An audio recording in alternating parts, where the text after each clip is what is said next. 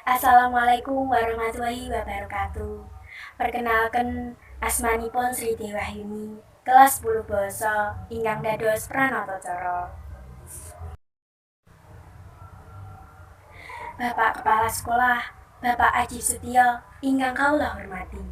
Bapak Ibu Guru saha karyawan-karyawati ingkang kawula hormati, lan para kanca-kanca ingkang kula tresnani. Langkung rumiyin sumangga kita sesarengan ngaturaken puji syukur dumateng Gusti Allah ingkang sampun keparing-paring kanugrahan lan kesarasan.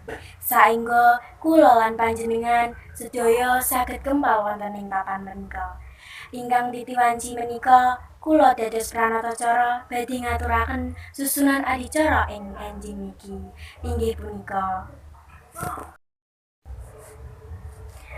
setunggal atur pembuka, kalih atur pangandikan saking ketua panitia, 3 pentas seni kelas 10 lan kelas 11, sekawan atur perpisahan saking wakil kelas 12, gangsal atur pangandikan saking kepala sekolah Bapak Ajib Setyo, 6 penutup.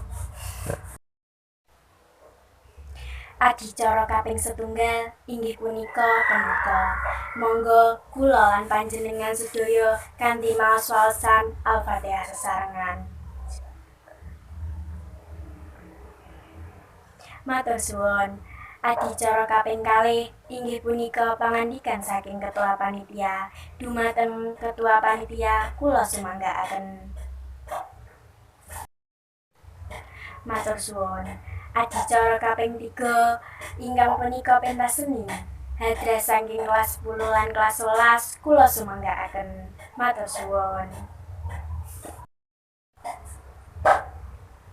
Adicara kaping sekawan inggih punika atur perpisahan saking wali kelas 12 dumateng wali kelas 12 kula sumanggaaken. Matur suwun. Adicara kaping gangsal inggih punika atur pangandikan saking kepala sekolah Bapak Ajib Setyo dumateng Bapak Kepala Sekolah kula sumanggaaken. Matur suwun.